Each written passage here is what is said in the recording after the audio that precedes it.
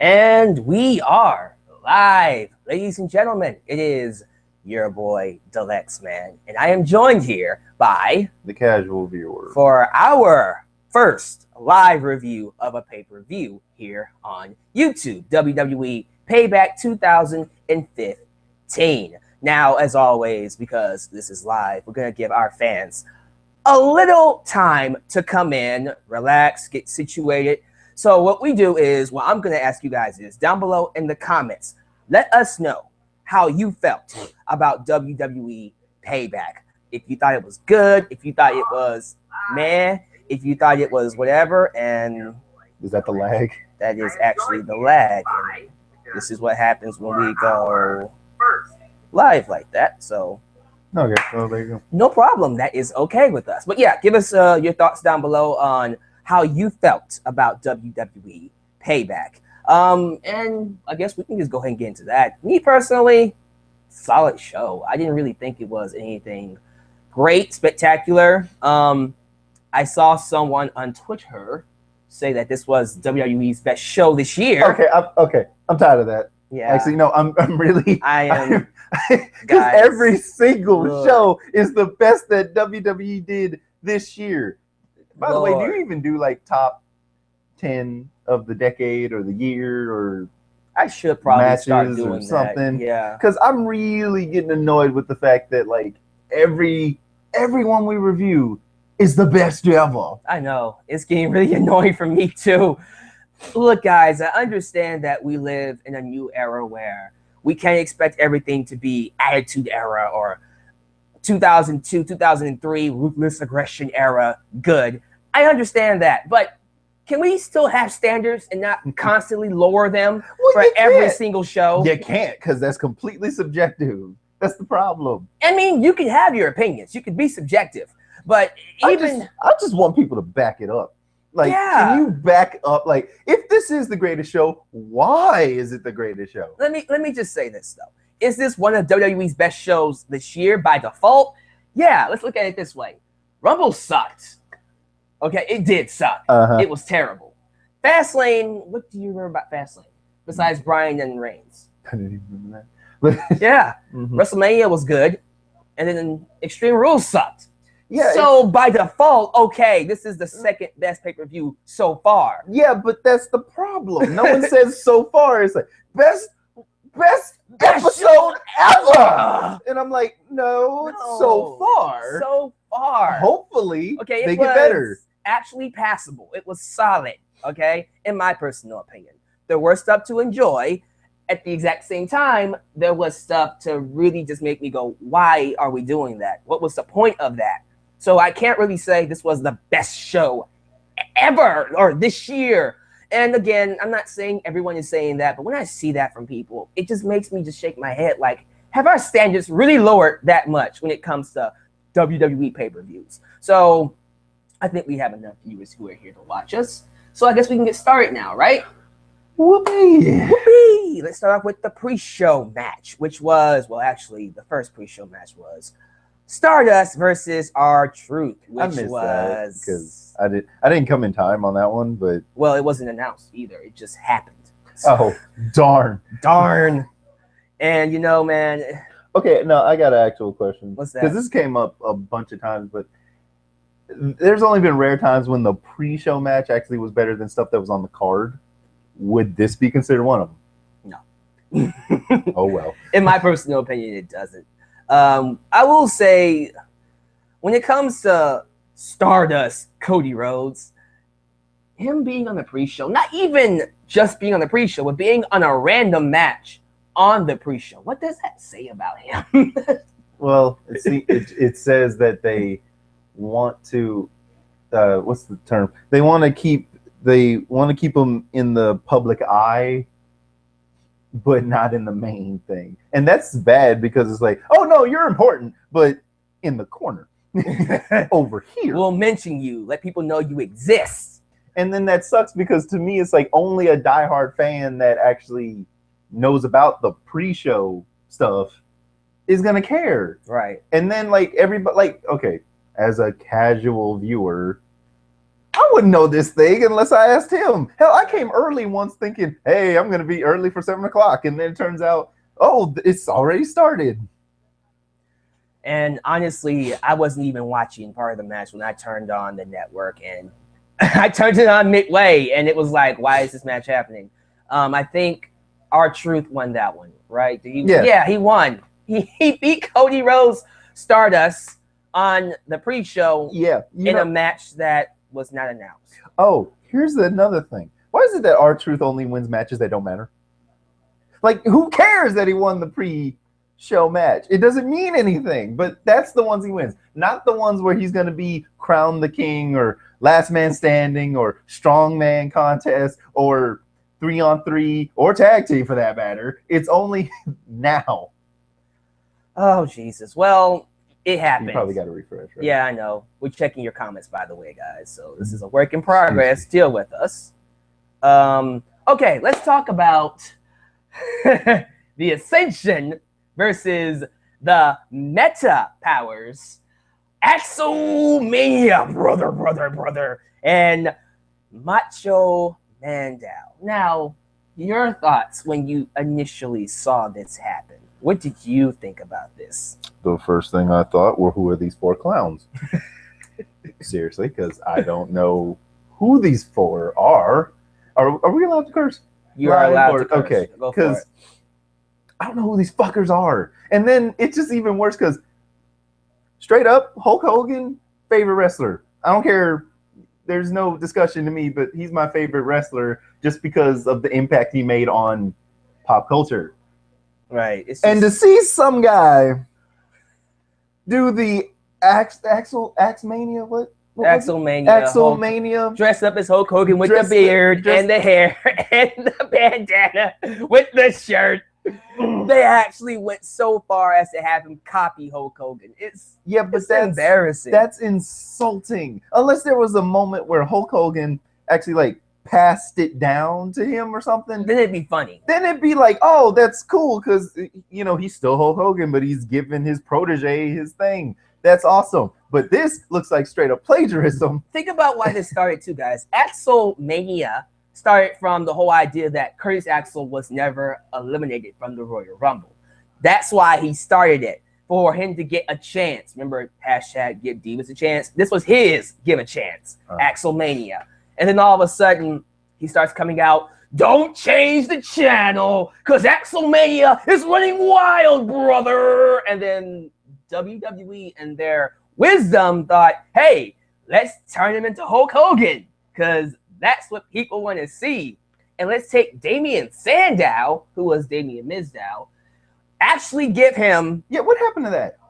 Like, how did that get resolved? Like, did I miss it? It's on a random episode of Raw. They fought, and then he lost the rights to be called Damien Mizdow. Yeah, you would think they would put that on a pay-per-view. Well, since all that story was built up in the pay-per-view episode... Since September last year. I figured that...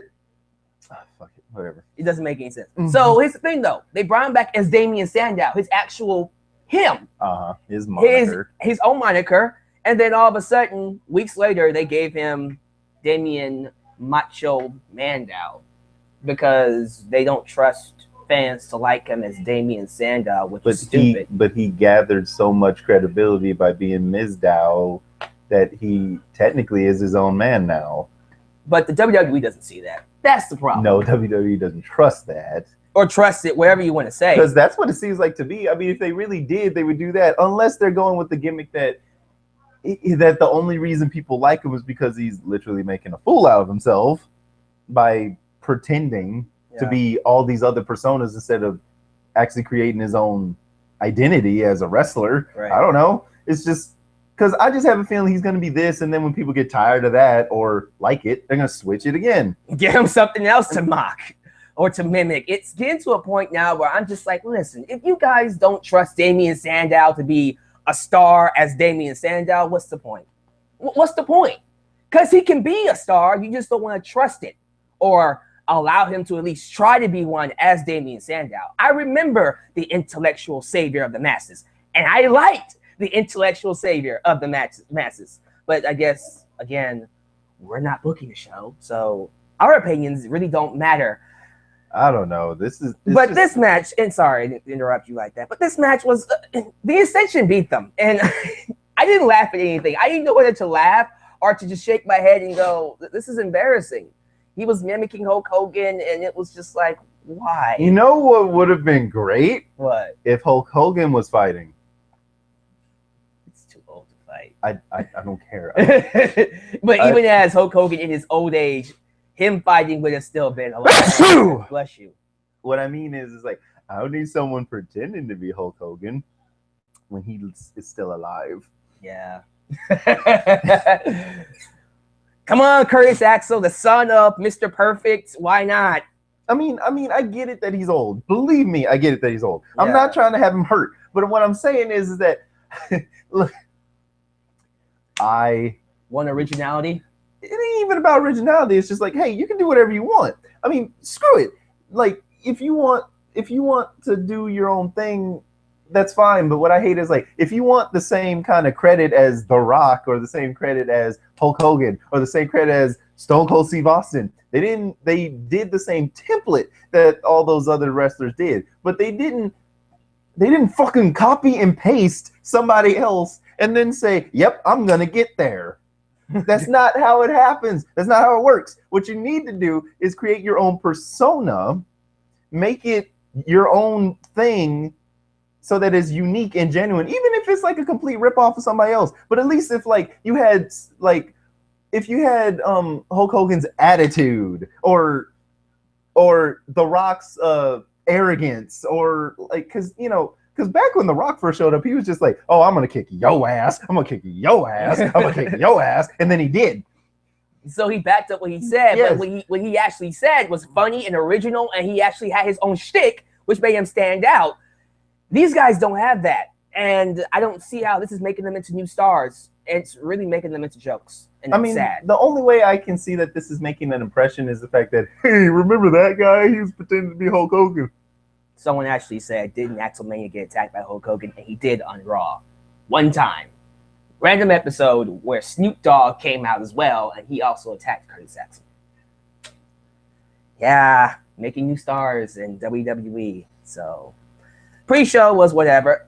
Let me know how you feel about this tag team. Apparently, it's now a tag team, and we're going to see more of it in the future, maybe, down below in the comments. We'll read it as we go by with the show. Anything else you want to say about the pre-show? Okay.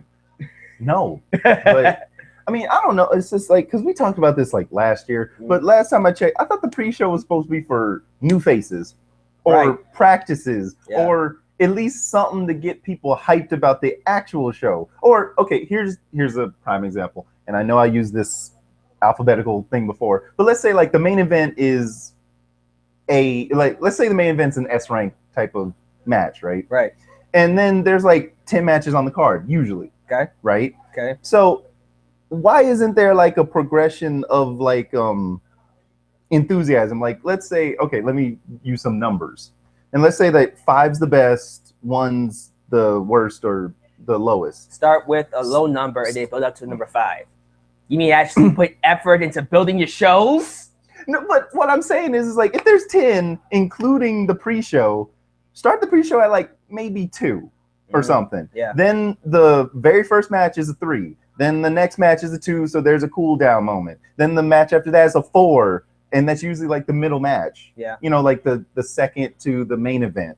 Then you go back to maybe 1, and then you build it back up to finally you get to number 5, and then it's woo and all that. So, but no, we don't do that here. You want to know why? Because since we have the network, the WWE feels like we'll just watch whatever is given out to us. Because guess what? They got our money, brother. Well, I can't deny that because they did. I mean, we're but here. It's not fair, and you're right. We should have more effort into these shows. Now, granted, when it comes to WWE Payback, it's not the worst show I've seen. There is enough on here to at least let me tell you and be able to tell you that it was passable, and I sat through it, enjoying, for the most part, what I saw. But not everything was great. Starting off with the first match on the card, it was Dolph Ziggler versus Sheamus, the rematch. So, this match itself, I mean, it was solid. I'm not going to say it was bad. The crowd got into it. It got the audience hyped about the show. Ziggler is a great performer. Sheamus is good as a heel. it's just one of those things where if you've seen Ziggler versus Sheamus before, and they've wrestled each other 10,000 times, and they have. This is just another match in their little series, and they've done better. I've seen better. It's not the worst, but it's nothing that stands out. I will say that when I saw Ziggler hit that headbutt and bust himself open, that was actually pretty nice. It actually added more to the match. But it was an accident. Even with it being an accident, you know, in the world of wrestling that we were watching, it actually helped the match. And to see him on his knees, just like dazed and confused and fighting valiantly, and then Sheamus hits the bro kick, boom. He had no choice but to fall to the 3 count. And Sheamus now gets a victory over Ziggler. Will there be a rubber match? Most likely there won't. I mean, this is their second match in the series, so you would think there'd be a third one. We'll see what happens. It was a solid match. How'd you feel about it? Well, I was honestly more interested in the backstage thing that happened before the match. Like the whole thing where like anybody could ask Sheamus these questions. I'm like, I hate those, by the way. They hardly answer any of the questions when you have them. It's just like, why even have this backstage thing when you won't even answer those questions? You know what I'm saying? Well, that's what I mean. It's like, it's the same thing. It's like, oh, I don't got time for this. Why am I here? And then they abuse the interviewer or whatever they call that guy. And then afterwards, they just leave after answering 3 questions, if they answer it at all. Right. And I mean, what's the point of having them if at the end you might as well just say, I mean, seriously, you might as well just go, well, I'm here and I'm going to kill him. Bye. I'm out. But at least they gave Sheamus some time. I'll give them that on that one. What I do. But you were saying that you enjoyed that better than the actual match. It's not about enjoying. It's just that's like one of the things I wanted to comment on, because on the match itself, it was just the only thing that ticked me off is the fact that the announcers kept arguing about the honor of the actual sportsmanship of it because Sheamus had to kiss the other guy's ass, and because Sheamus stole that from the other guy. And me, I'm like, yeah, he totally deserved that because he lost and welched on a bet. That's what you get. But then everybody was like, nope, that's not what this match was about, so you shouldn't have done it. And I'm like, you're serious? Are you guys just paid to on purpose be the polar opposites just to cause conflict? Because I mean, you're just supposed to comment on what's happening in front of us so that we have a better understanding of who's wrestling, why, and what's happening. Yeah. What is the match about? Who's in it? Why should I care? Yeah, and me and whoever I'm watching it with are supposed to be arguing about, oh, he shouldn't have done that and stuff. Yeah, let us argue. You talk about what you're going to end up doing and let us see what happens. But it's almost like they're already having a debate while the show's going on. And I'm just like, wait, that's not what we hired you for. I don't want to see the debate. I am the debate. You be what we debate about. I mean, hell, if you want to have a debate, fine. Make another fucking show and have a debate afterwards. All about it.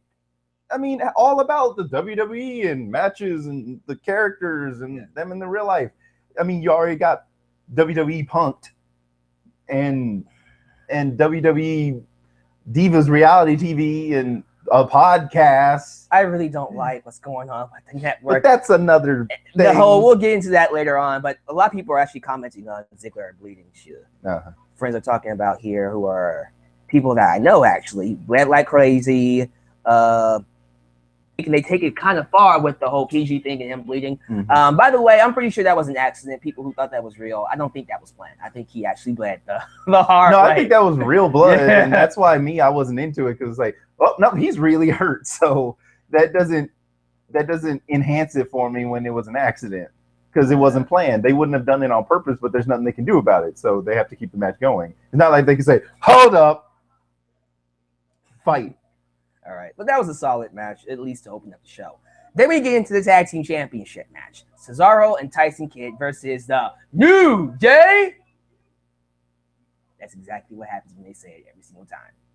If it's not sucks. You know what? I will happily say this was my second favorite match on the entire card. This was a great match. Cesaro always is a freaking beast. I don't know if I told you about this, but okay, in February, Vince McMahon, the owner of WWE, did a podcast with Stone Cold Steve Austin.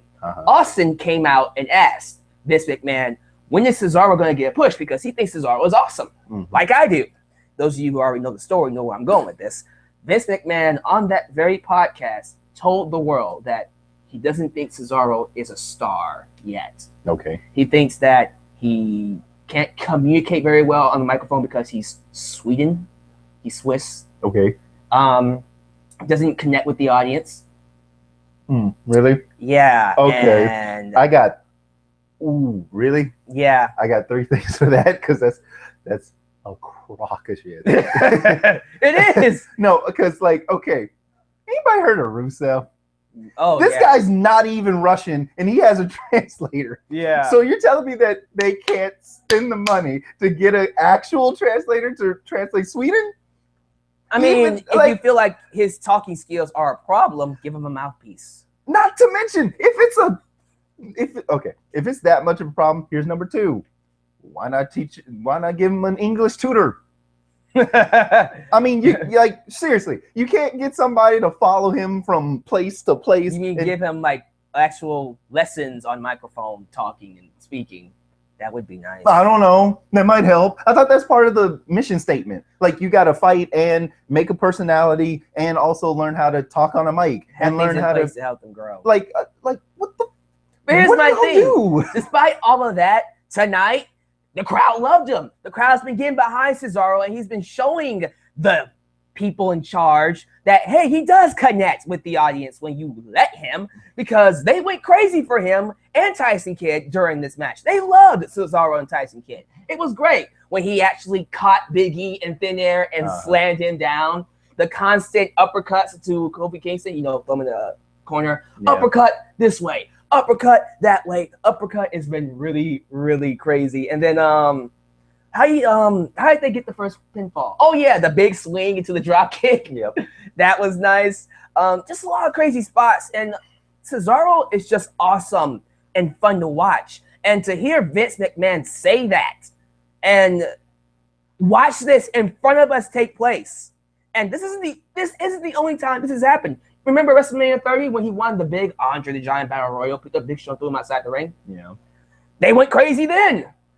Yeah, except that's the problem I have with them, honestly. Yeah. Because that's really the only gimmick he has, is that I can pick up heavy people. He's strong. And don't get me wrong, I'm not saying that as a negative. I'm saying that you need more than that. You need more than I can pick big people up and throw them out the ring. And you're right, but who's to say he can't give us more than that? Because I haven't seen anything. I mean, before when it was the We the People, what happened to that? That's done, dude. That died at WrestleMania 30. Wow. That's been gone for about a year. You forgot? No, I mean, it just stopped for me. There was no, the guy got shot or even Jack Swagger, or the guy that did it, that originated that catchphrase, Jack Swagger. He's not even on TV. I don't know where he is. Okay. So, but Cesaro's killing it right now. I don't know. When people say someone like Cesaro can't connect, and I see how the crowd loves him and is doing well inside the ring, I look at them and go, what's wrong with you? You know what I love is that I look at the views and then I'm like, what did I say to get people to leave? No, do that. Don't worry about that. That's just up and down. People are coming in, people are whatever.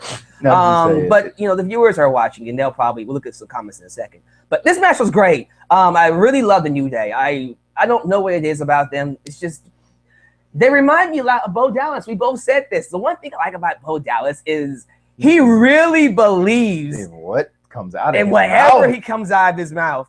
And we know what comes out of his mouth is ridiculous. It's ridiculous. But he makes us believe he truly believes. No, he makes us believe. Yeah. And these guys are pretty much that in their own way. They really believe they are the. No, but do you realize how terrible that is, though? It should not take 3 black bastards to do the thing that one guy can do. It should not. It really shouldn't. And that's this bullshit. Because it's like each one of them. I remember how like that one big guy. Like that one big dude that used to wrestle with AJ, right? Yeah. Like Big E. Big E, like he used to have a thing. He used to have a personality. And now it's like, if we hadn't seen him in a while, it's like, yep, we got to erase it and start it all over. And now he's with these guys, and we're gonna try to do the black version of the Shield. Right. Oh, and by the way, sorry, the podcast was in November. Thank you to the person who left that comment. The one with Vince McMahon and Austin, that was last year.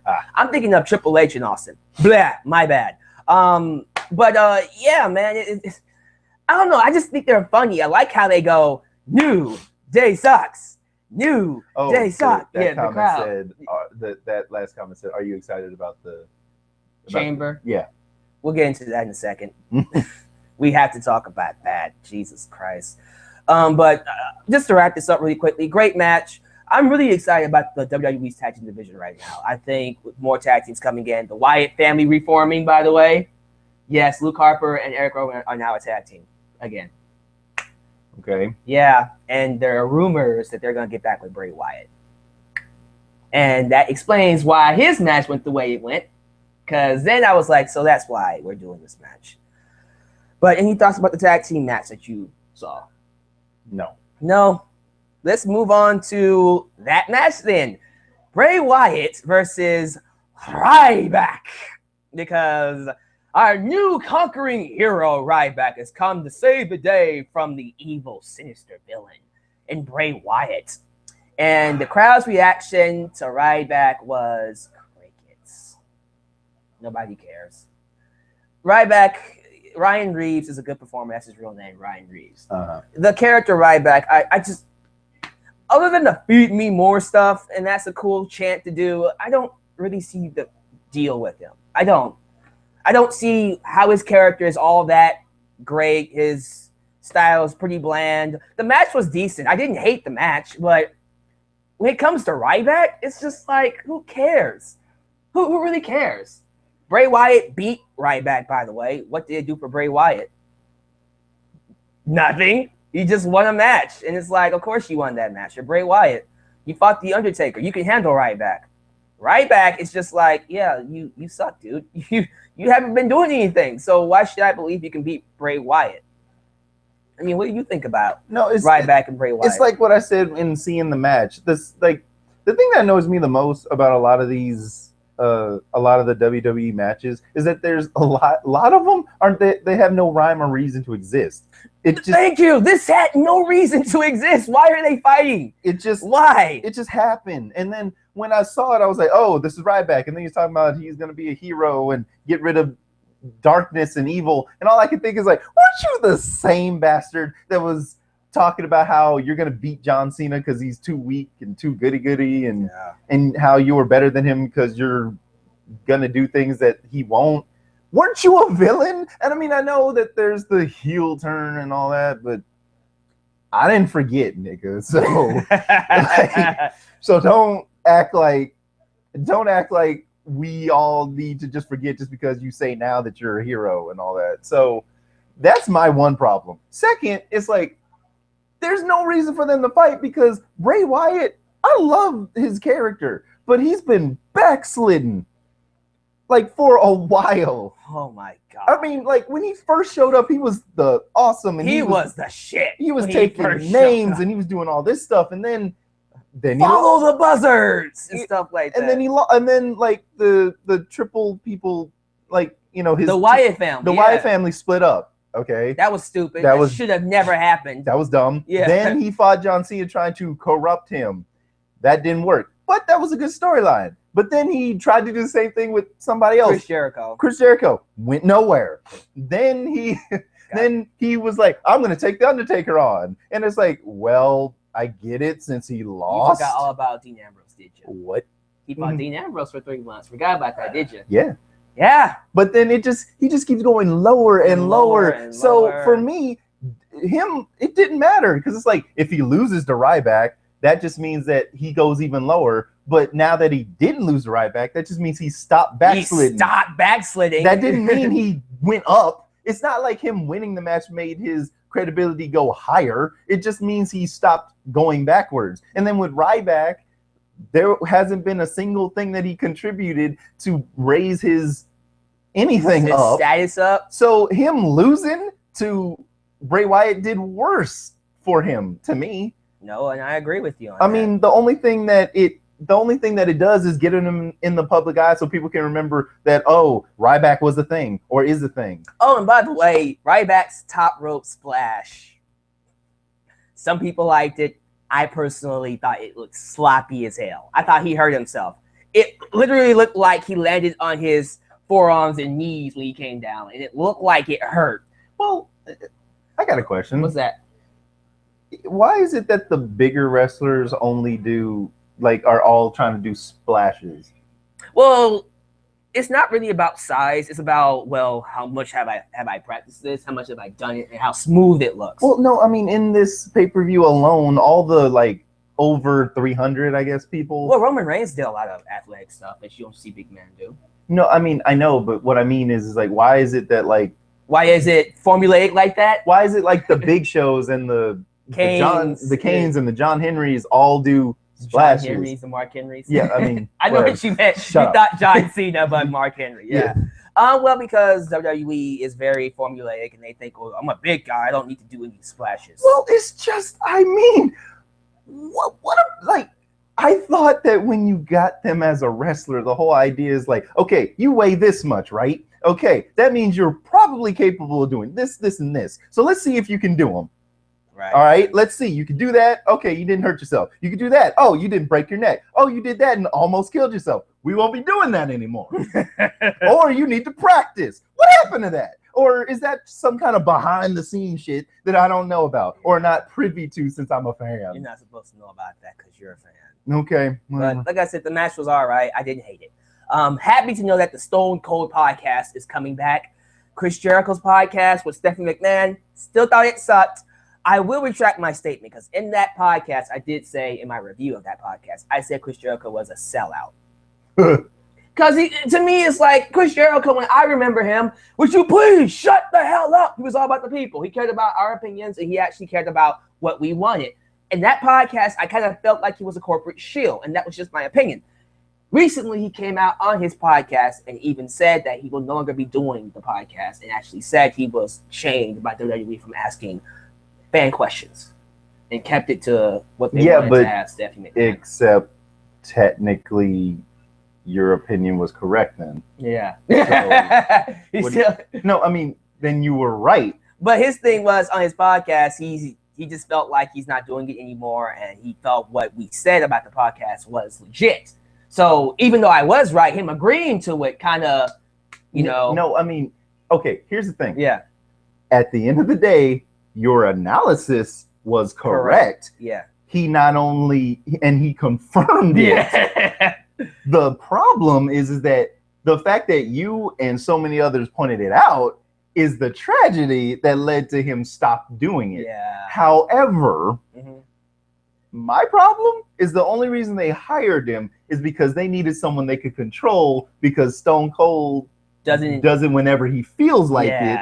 And that's not a bad thing. Don't get me wrong. Right. I'm saying that because he wasn't able to do it or refused to do it that other time, they were like, oh, hey, we'll just get somebody else to do it. And we don't need Stone Cold. But then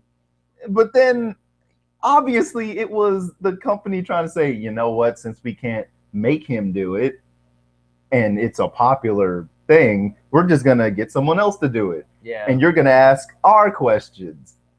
But, and I know people are trying to make money and all that, but here's the idea, guys. You could actually make more money if you do the things that are getting people's attention. The reason that the Stone Cold Steve Austin podcast works is because he has nothing to lose by asking these questions. That fans want to know about. That fans really want to know about. Believe it or not, if you actually told the truth, maybe it's that whole ironic thing of like, believe it or not, if you're actually more honest with your fans will be more receptive to it.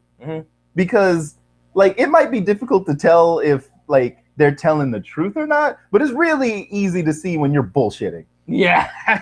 We're not stupid. We know when it doesn't make sense. Because it's like, I might hear what he said. I'm like, oh man, wait, did that actually happen? Let me do some research and figure out if if that sprain was real, or let me see that episode. Oh man, that does look like he broke something. Versus, so how you like Mountain Dew? Right. Who cares?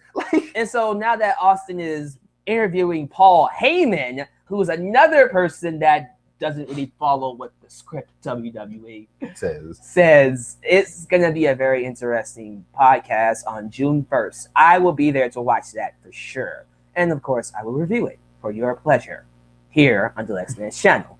But other than that, let's move on to, oh dear God, the United States Championship I Quit match. Boo. The final confrontation between Rusev and John Cena. No. Where do we start with this match? Okay, I want to start with the rumor that was going around about Rusev beating up that female. Lana? Yeah, like, so where did that start? Before the match came around, fans were speculating on how the match was going to end. The first one is actually what happened. Lana would throw in the towel for Rusev and he would lose the match. The second one was a very controversial one where Rusev would win the match by attacking Lana, making her, putting her in danger and making John Cena see her and save her by saying, I quit. That just started from fans just talking a lot. And that one was the one fans latched onto the most. But that's too dark for a PG environment, yes. I mean, if you can't handle the blood part, why would you handle domestic abuse? Yeah. I mean, if we can't curb stomp anybody anymore. Guys, this is not the Attitude Era. This is not old WWF, early WWE anymore. We can't see that, unfortunately. I personally would have loved to have seen that if this was the environment for that, because it would really make Rusev a villain, give Lana some sympathy, and make me really wish she would leave him.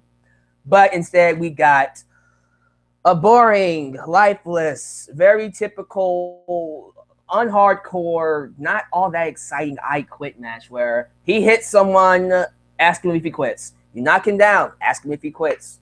Actually, the thing that about this was a lot more boring is the fact that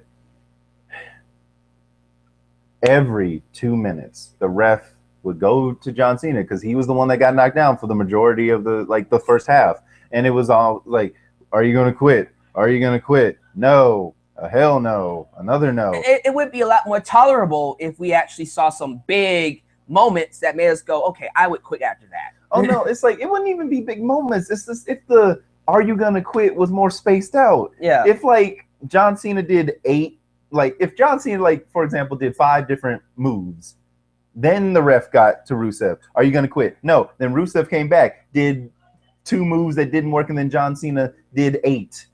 For example, I mean, about a couple of years ago, there was an I Quit match with John Cena and Randy Orton. Randy Orton would take a kendo stick, tie John Cena to a pole, beat him down for a good 3 minutes, and then ask him if he quits. You know what? When he said no, guess what he did? Beat him down some more. Got a steel chair. Beat him up. Do you quit? No. Okay, well, guess what? I'm going to put your head on top of a steel chair, and I'm going to stomp it. Ask him now. You have to make us believe that as you're beating him up, I would quit in those moments. All he did was kick him and drop kick him, and there was moments where he put him through a table and stuff like that. Okay, those work. He threw Rusev on some fireworks, which would have killed him in real life. But well, it's like he didn't throw him on the fireworks. Obviously, he threw him on a mat, and then the fireworks went off. No, but in kayfabe-wise, we're supposed to believe the fireworks burned Rusev. In that case, he should be in the hospital. Well, if you're gonna go that way, you might as well do what John Cena did with Ryback and actually tackle him through the lights, or the big neon sign thing. Right. I mean, if you're really gonna go there with it. I mean, it's just one of those things where I just had to think about it. It's just there's so many things you could have done, and they just really went the safe way. It just didn't come off well to me, not to me. And then the ending where Cena put Rusev in that STF with the rose over his face and stuff like that. And then Lana, he said I quit. He said I quit. The rules state that the wrestler in the match has to say I quit. I didn't even knew that because I was like, as soon as she came in, I was like, wait, I thought he was supposed to say I quit. And I know why they did this. This is WWE's way of protecting Rusev and not letting him look like a punk against John Cena. But here's the thing, though. If you make a match with these rules and there's a cause and effect, Yet when the cause happens and there is no effect, then there is no point to the match. You feel better? No, because no, seriously, I told you this was gonna happen. I even said that. It's like, well, let's see. Only one of them could win. Like 3 things could happen. John Cena wins, and then Rusev is kicked out, and then comes back as some other person, or Rusev wins, and then John Cena quits, but then gets rehired for God knows what reason, or somebody interferes and nobody wins.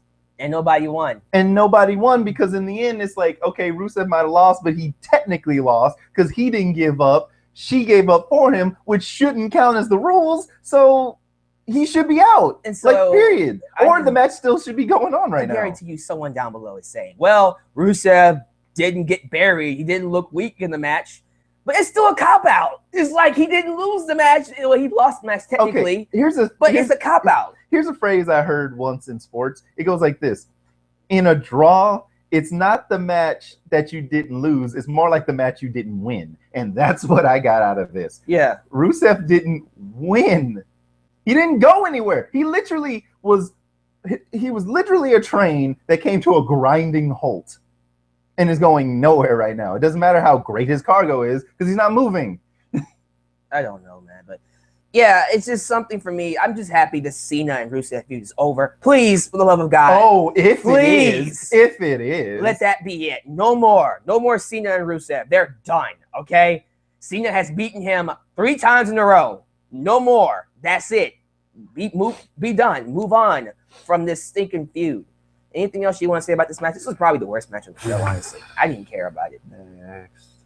Divas Champion. No, not Divas Championship. Excuse me. Divas Tag Team Match. It was originally a Divas Championship match between Naomi and Nikki Bella, and they changed it to a tag team match. The only thing that happened is that one looked like she really got hurt. Yeah, Brie Bella got dropped in her head.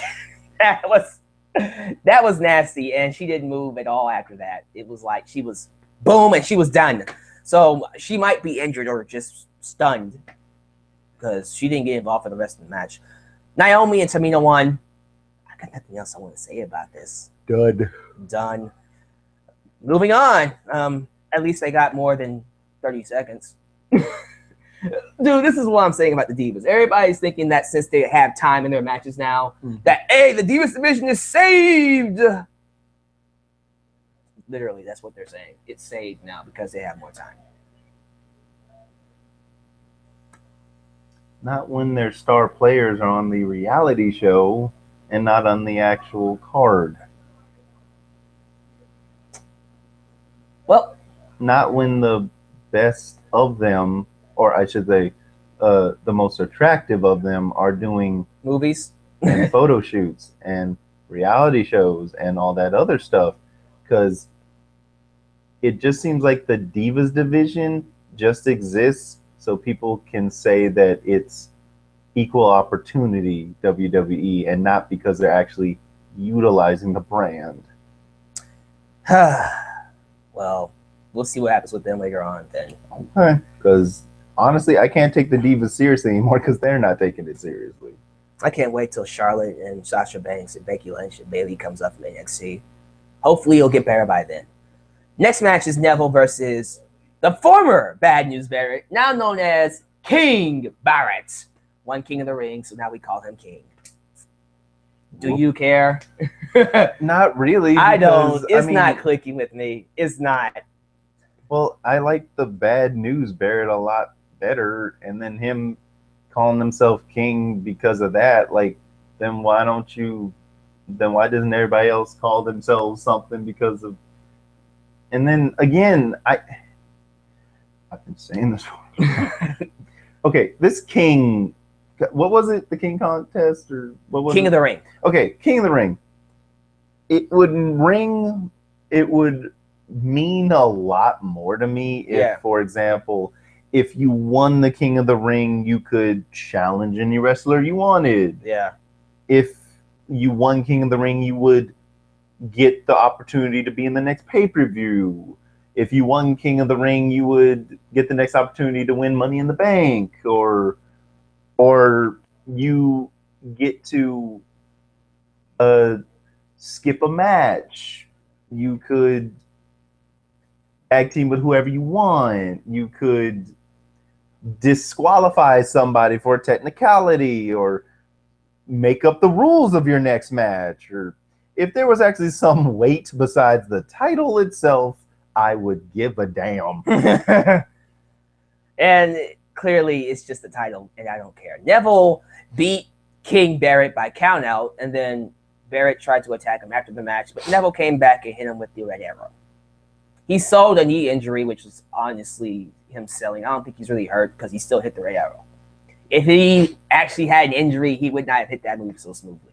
Unless hey, you got to make a paycheck. So and you've seen plenty of documentaries of these guys doing stuff when it's costing them their lives. I'm not saying he didn't suffer like he didn't tweak his knee or anything like that. What I am saying is it must not be that bad if he can still wrestle like he wasn't hurt at all. Hey, you'd be surprised what people will do to still have what they have. Yeah. The Elimination Chamber. Let's discuss this really quickly. I'll be honest with you, and I might do a video about this later on before the show in 2 weeks. Why are we doing these pay-per-views back to back? Whatever. Okay. I am not a fan of the pay-per-view Elimination Chamber. The match itself, the match concept, I'm fine with. I don't like these gimmick pay-per-views that are based off of matches like Hell in a Cell and TLC and the Elimination Chamber. I hate that. I'd rather we just have a chamber match at SummerSlam or WrestleMania and let it be more spontaneous instead of, hey, here's a pay-per-view where we have to have a chamber match because it's a pay-per-view. Makes it feel less important. You know what I'm saying? Yes and no. Okay. Honestly, there's 12 pay-per-views in a year, once a month, pretty much. From what I keep seeing of all of them, half of them are actually legitimate things. Everything else is like filler. Everything else is filler, where this is just the table match, and this is just the cage match, and this is just whatever. That's fine, because you can't do those all the time. They're supposed to be special. The problem I have is the execution. But that's what I'm saying, though. No, but that's my thing. There's a big difference between these matches being the pay-per-view sucks versus how they use them suck. Okay. And then the only thing I have a problem with is that this live in next 2 weeks thing, when it's obvious that you guys are WWE is just trying to get new viewers. They're trying to keep the subscribers. You know you are. You know they're only doing this to keep those people on the network for June. Yeah. They're just trying to they're trying to get new people by saying this is free and you got all this stuff. And to be honest, if you guys focused on actually making good content with what you have already, then grow with other ideas that you have, awesome. But straight up, for serious, just having it online is enough. Yeah. Having a back catalog of every single wrestling anything from Raw to SmackDown to pay-per-views from its inception, that's awesome as hell to me. And I don't even care that much about wrestling to begin with, but that's a fantastic idea. Because that is for if you're new, you can go to the past and educate yourself or something. And for $10, hey, why not? I pay more for my gas. So yeah. So my point is that's a great idea. So how about you guys sharpen the knives you have instead of getting other blades that are dull?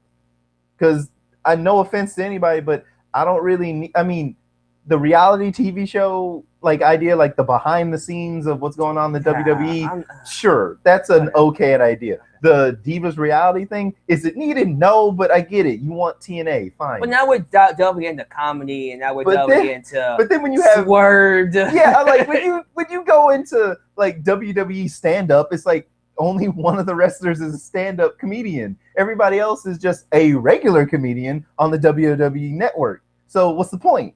And then this Swerve thing, it's just WWE punked. It's just the WWE version of it, and that's sad, sort of. Because why don't you actually get more subscribers? It's because here's my thing. Instead of making shit up to get more subscribers? Why don't you have more subscribers to then branch off into other things? Yeah. Because then that would make more sense. Like, oh, we have a lot more audience, and let's see if we do this, the audience will like this, and then we'll get more people. But instead, it just seems like you guys are, quite blatantly pandering to other mediums because no one cares. Right. I will say this, though. The fact that one out of the chambers, I'm going to assume this is only for the IC title. Okay, I don't even know if there will be one for the World Championship. If we are having one for the World Championship, I am not going to watch that because I guarantee you that will have the same 4 people we just saw. Most likely involving Kane as well, and most likely involving Big Show, which will just make me go, no, I'm not watching that match. If it's just for the IC title, then that's different. Then we got Neville, Ziggler, Sheamus, Barrett. I can see them throwing in someone random. That will actually work. Tyson Kidd, maybe Cesaro. They're a tag team. I don't know. But you know what I'm saying. I can see them making that a little bit more interesting. And since Daniel Bryan vacated the championship, we do need a new IC champion. So, okay, in that instance, that makes sense. I understand that. Which then would make me question, why not save that for a different pay-per-view? Like, I don't know, the one that's coming in 2 freaking weeks. Money in the Bank? Instead of have a Money in the Bank match for the IC championship, but no, okay. You know what? I'm not booking for WWE. I don't care. I'm pretty sure since it's for the IC title, it will be a decent match. I'll watch it. So, of course, I'll be reviewing it, which is what they care, which is what they want. So, I mean, speaking of Daniel Bryan vacating the championship, do you want to give us your thoughts about that? Okay. Yeah. Let me get something clear. I love Daniel Bryan. The whole Yes movement, that was an awesome roller coaster ride. I will admit that was great. A great rags to riches story. It was awesome, actually. It's just, and then it's just like I don't know what happened, but he just kept getting hurt, and all the bad things could possibly happen to him. He got robbed, then he got injured, then he got injured again, and then this at least was a lot more honest. Yeah. Where it wasn't Daniel Bryan the persona. It was Daniel Bryan the man stepping into the ring and just saying, thank you for all your support, but I might not be able to do this anymore. And until I can, here's the belt. Goodbye for now. Yeah. Maybe we'll meet again. And that's great. That's actually really honorable and awesome. And it's funny because he's actually showing a lot more character than his actual character, which is odd. By being himself, isn't that something? You know who else did that by being himself and getting over? His name is Stone Cold Steve Austin. His name is The Rock. His name is Mick Foley. In the Attitude Era. What a concept! His name is CM Punk, who's now in UFC, gonna make millions of dollars by fighting 3 times a year. And all he did was be himself. But no, we have to create gimmicks like Adam Rose and Fandango and the Bunny. Because those are what we want to see instead of being original and organic and actually creating people that people can relate to, like Daniel Bryan, and people will actually feel sad for when they leave for stuff like this. So here's a hot seat question. If you had one person to pick to be IC champion, one person on the roster that you know about, who would you give the championship to? Honestly, don't know. What comes to mind is Bray Wyatt. That's a good pick. That's a great pick, actually. I hope he's in the freaking IC title match. I would love that. Think about that, man. As a matter of fact, if it's not Bray Wyatt, I would want Neville to win it. Neville is amazing. He's only been here. Yeah, I know he just got here. Some of you down below, he just got here. Don't put the title on him right now. You know what? I'll make an exception. I think Neville is so good and so polished that he would be a great defender for that IC championship. But doesn't that go against what you said before about all the other people that rise too quick? It does. You're absolutely right, but I'm making the exception here. Okay. You want to know why? Because actually, when I think about it this way, I think because the crowd's already getting into him, first off. They're already accepting him as a great performer. And honestly, you know what? It's one of those things where it's an instance of striking while the iron is hot. Yes, I have a formula to things, and always stick to that formula when things go wrong. But I also feel like you shouldn't always follow that formula for everybody. It doesn't work for everybody. Brock Lesnar, when he came in, shot straight to the World Championship, beat the Rock. Look at him now. Yeah. So I think Neville is an instance where I would make an exception for, because he has proven to me that he is a great performer. He has gotten over with the audience, and I think why not let him run with the IC Championship? What's the worst that can happen? That people won't care about him anymore. I'm sorry. When I see a guy do all those crazy moves, I think he'll be fine. And if he doesn't win it, Bray Wyatt is a great choice. What about Sheamus? No. Well, it's because it's like maybe I would have cared about the Sheamus 2 years ago, but this guy, I don't care anymore. Yeah. I mean, Sheamus used to be cool, but now we're trying to go with the different person. Now we're trying to go with the anti-Sheamus or Nega Sheamus, where he's the evil version of himself. Are you not entertained? And me, I'm like, well, you were okay before. Now you're. Eh. I don't know. I enjoy him a lot more since he's not being shoved down our throats as someone that's great. I can see him. I can see him for what he is and enjoy him for what he is. Okay, well, here's an analogy. Yeah. Sheamus to me is like someone giving me a Caesar salad. Okay. At a restaurant. It might be good for me. It might be part of the entire meal, but I might not eat it. So it might serve a purpose, but not necessarily something that you'll look back on and go, okay, that was really awesome, pretty much. This salad saved my life. No, just fair enough. All right, let's move on to the main event of the evening. Fatal 4-Way WWE World Heavyweight Championship match. Seth Rollins, Dean Ambrose, Roman Reigns, and Randy Orton. Here's what I'm going to say. Definitely match of the night, as expected. Wasn't a fan at first of the interference by Kane and the freaking J&J Security. Oh, actually, I got a question. What's that? What were your impressions before the match? Of the match going into it? Yeah. I was hyped for it, actually. What were your what did you think was going to happen first before we actually go into it? Because of Kane getting his uppets on Seth Rollins and giving him hell and stuff like that, I figured that he was going to make sure nobody interfered. He was going to be a fair match. That's what I thought.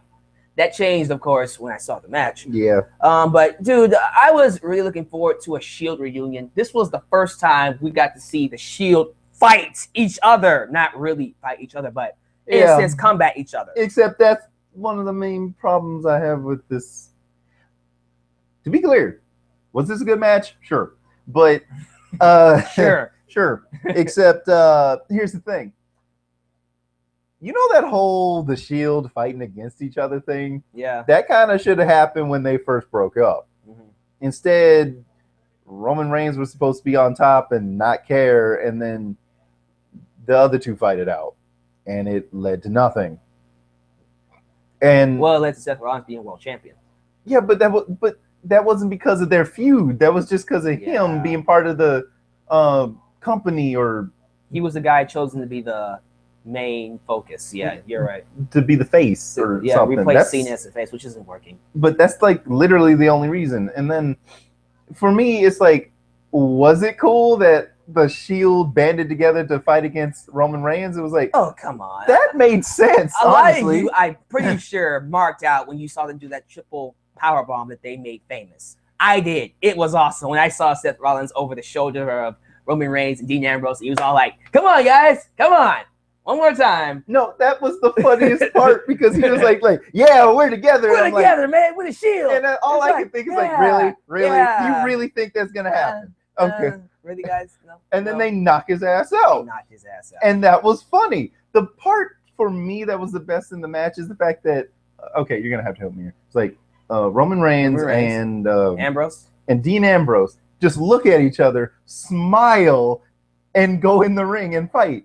It's not, there's no animosity. There's no, oh, I hate you bullshit. It's a sense of respect. It's just, oh, I like you. I want to fight. Let's do it. And then we just have a match. And I'll say it. This, to me, has to be Roman Reigns' best match this year by default because, of course, he's working with people that he knows and has synergy with, that he actually can respect and build his character off of, which leads to a good match. Which is another thing that we talked about while watching it, where we're like, Roman Reigns is a good character, but not by himself. Not by himself. He doesn't have enough. That is the tragedy of Roman Reigns. By himself, he is boring, he's bland. But when you put him with in some capacity that he knows, Ambrose, Seth Rollins, it's good. You have something to work off of.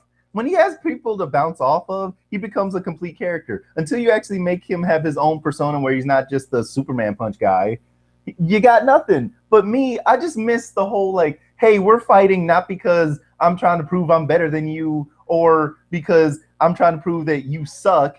Just I want to fight because I've been looking forward to this for a long time, and I'm gonna have a good time just scrapping with you. I don't even care if I lose. I'm just enjoying this impending fight. And even they said, "Hey, let's get a beer afterwards." That was awesome. That was funny. That type of stuff, that small stuff, is like they would say that. You would believe that. It's like, you know what? That's really cool. And man, the crowd. By the way, I didn't talk about the crowd. The crowd was nice. Ambrose was the babyface of the match. He was completely over. They wanted to see Dean Ambrose win. He almost did. And then Kane got back involved and cost him that victory, and son of a bitch. Talk about the match. What was your favorite? Was that your only favorite moment of the match? Well, I mean, that was my favorite moment, bar none. Yeah. Oh, and Randy Orton DDT'd the hell out of Seth Rollins. No, he did all of them. He did the two bodyguards, RKO both of them, and then Seth Rollins jumped from the rope and then they called me a power slam. Yeah, that was awesome. Yeah, and then did the DDT where I'm sorry, when I see that DDT, it makes me go, okay, so we banned. That's okay. That's okay. But the curb stomp is not. Curb stomp's banned. I'm just like, that surely looked like it could give him a concussion over the curb stomp. So what I heard is that somebody in the WWE is suing for the curb stomp. Well, they're suing for concussions. No, they're suing for concussions because of the curb stomp. That's why they're banning it. This is what's happening. So there are people who used to work for WWE who were wrestlers, and they're suing the WWE for not taking care of them when they got concussions. No, I mean, injuries. But that's my point. My point is and because of that, they're banning the curb stomp. But I mean, if they're banning the curb stomp out of all the other head trauma moves, then that means the majority of these people are suing for the curb stomp move, or a move that involves foot to ground or something. Right. So that would suggest that that's why they banned it. And you know me, I'm like, compared to everything else you guys do, I doubt the curb stomp's it. Yeah. I mean, just come on. Even when you saw the video package of him winning the championship for Roman Reigns, you noticed that they took out the curb stomp, right? Mm-hmm. And I'm just like, are we going that far? Is it like we're going to pretend that he didn't win the match with the curb stomp? Because me, all I could think is like, what parent complained? Like, did some kid do this to his brother? No, they're protecting their freaking image because WWE are pissants and pussies and they don't want their... Well, like, look, okay, straight up, protect your image if you want, but if you're not actually causing harm to the masses, I don't understand why you're changing, especially since this is what people want. People want to see bodies thrown across a ring. They're gonna get hurt. Okay, you can't stop that. This is wrestling. I mean, that's what is it? An occupational hazard. Yeah. greatly put. Mm-hmm. It's part of the business. People get hurt all the time. I do like the ending though. People don't like it. I do. Seth Rollins wins with the pedigree because hey, if I can't have the curb stomp, I'll just use someone else's move who I'm related to. But why his?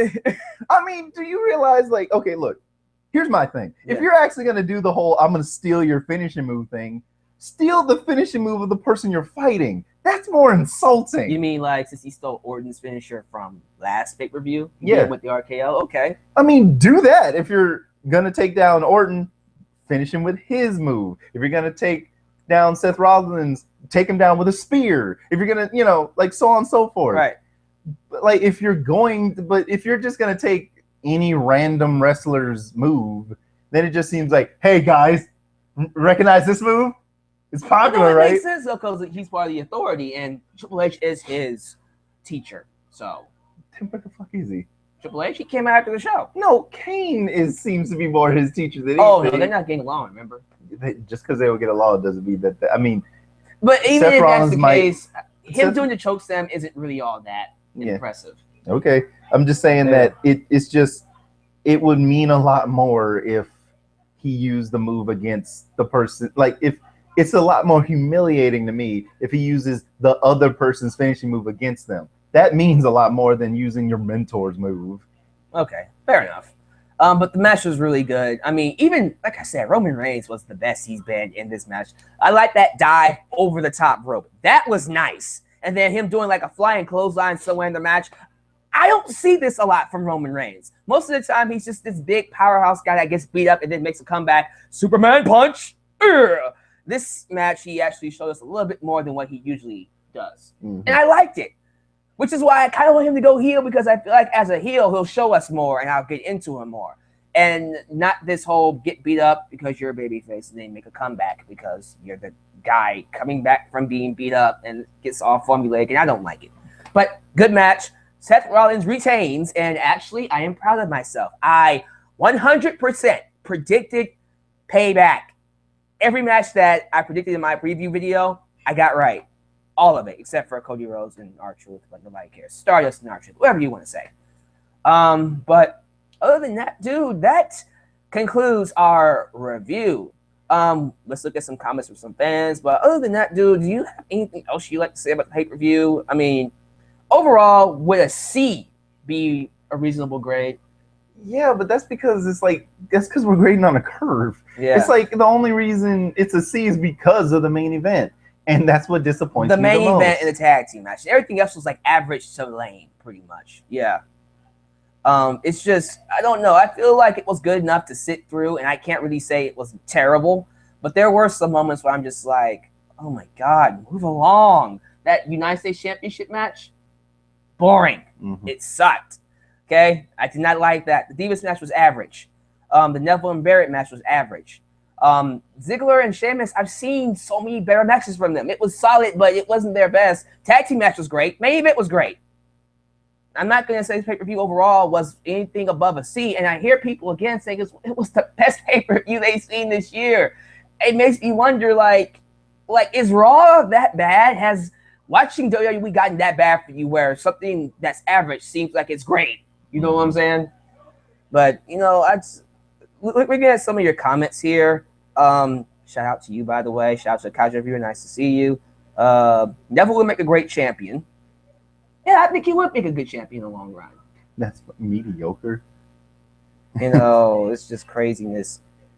Here's a question right here. Is it weird that Daniel Bryan vacated the World WWE Championship at WrestleMania 30 due to injury, and now he vacates the championship the very next year in the exact same spot? It is very ironic. Well, I mean, it might be ironic, but it seems more tragic to me. Yeah, it's very tragic. Because, I mean, but it's fine. I mean, in all honesty, it's like that's he's not retiring. Yeah, you know. But I mean, he might. But at least, I mean, if you're gonna retire, at least retire because it's gonna kill you. Yeah. You know, I mean, it does suck that like this is your dream, but like, unless you're willing to literally die for it, I mean, he has a wife and kid, right? Yeah. Like I know he's married, but I don't know. He's married to Brie Bella. Yeah. But I don't know if he has kids. He doesn't have kids yet. No. Oh.